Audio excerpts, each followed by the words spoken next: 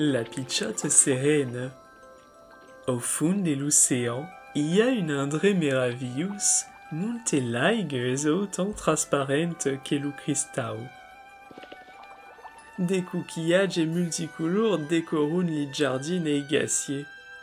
Din aquest paradis, une serene explore des bateaux que se sont préfondus, et son passe-temps favori.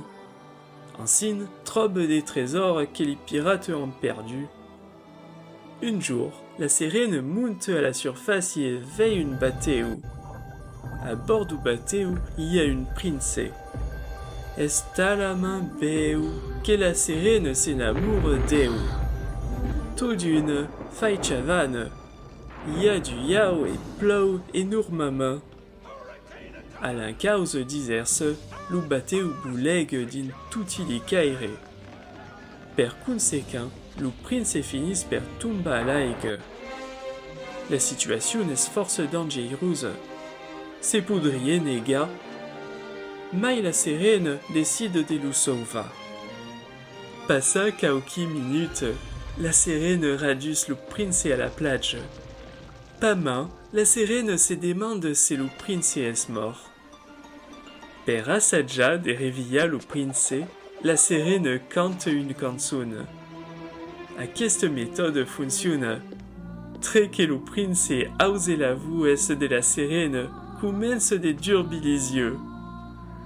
Subran, la sirène deu partit, perché les hommes en paludré de veiller des créatures magiques.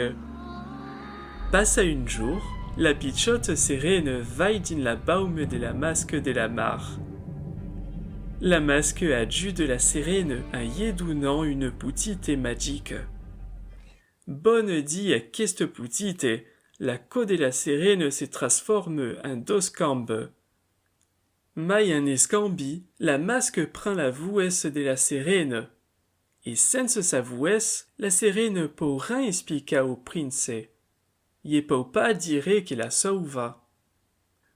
Heureusement, la sirène sait écrire Adun écrire ou un message dans la sable. Et en légisant le message, le prince comprend la vérité.